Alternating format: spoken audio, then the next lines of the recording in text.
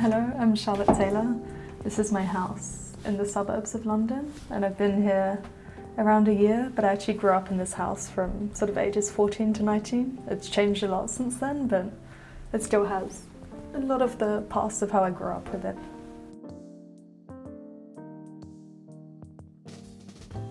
I have Sudoku books all around my house in every single room, and it's sort of part of my daily routine. From the first thing I do when I wake up is probably 2 to 3 Sudoku, and then throughout the day, like with my coffee, I'll be here or in the garden.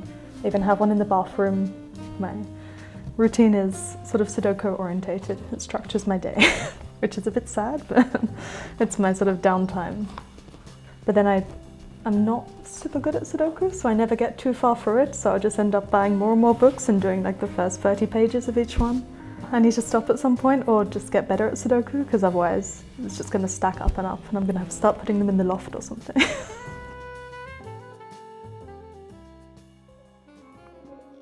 This is one of my favourite hammers and just objects I have at home, because it's a beautiful object in the metal, and it also turns into a screwdriver and actually has 5 inside, which is very exciting for me because I love tools in any form. I used to sort of really build things and construct these big architectural structures, and it's something I really miss. And not that I can do it particularly here, so I just have tools all over my house.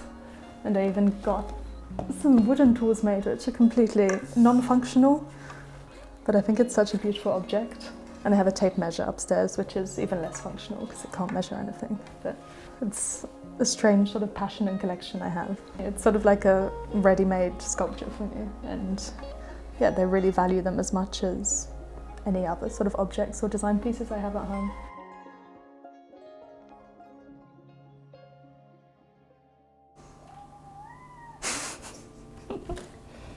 I've been collecting lighters now, I don't know, probably 3-4 years.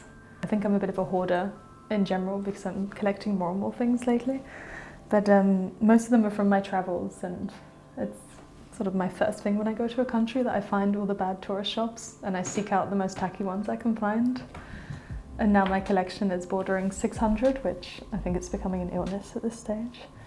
And there's a sort of reoccurring theme of animals and cars, landscapes. It got to the stage that it's such an obsession that even my business card is now a lighter. I like the idea that a lighter always travels around, like you never seem to hold on to a lighter. So as a business card, I think it's quite interesting that it will just end up, and I get random emails sometimes saying like, I have your lighter, or just a photo of my lighter from someone I have no idea.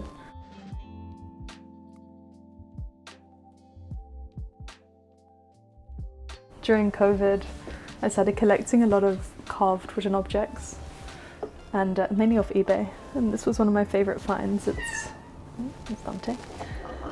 It has a very obscure collection of things inside that was never really considered. We have like fortune cookie, fortunes here, and a lot of mixed currencies, tiny drill, and one of my favourite knives.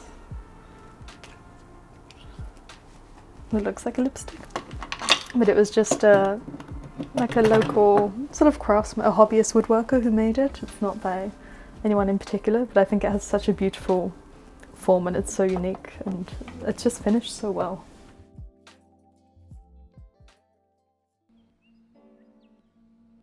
I have these great calendars in my studio, and I have one in the kitchen as well.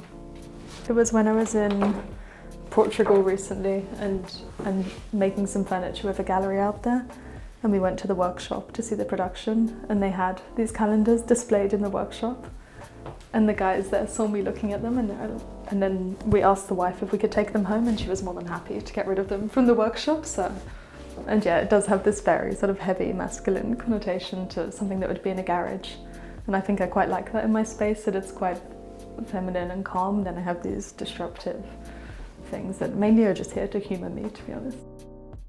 I do a lot of emails and quick sketches downstairs, but here's, if I'm spending more time on a drawing, I'll sit here because it's probably the comfiest place to work. And I have all my reference books here.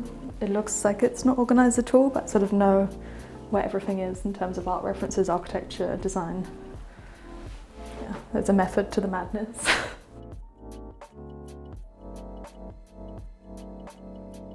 This was a hand-carved wooden hand. And it's very sort of rudimentarily carved, what I really like, and it's like this little detail of the knuckles. What I find cute. I have no idea why they would have made this.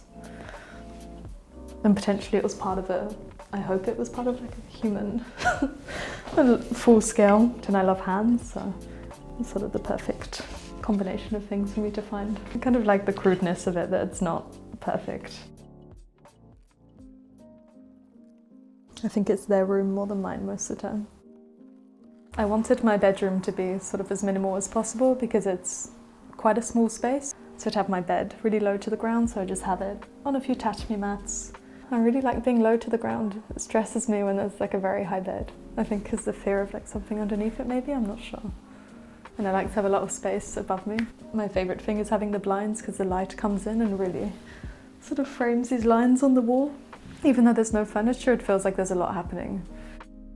I do a lot of research in here actually. I'll sort of bring, I mean I already have a lot of books in here, but I'll bring books and then have like 50 books open, and I sometimes sketch from here as well, but I think it's because I don't have a super comfortable sofa downstairs and I use this as a sort of relaxing space as well.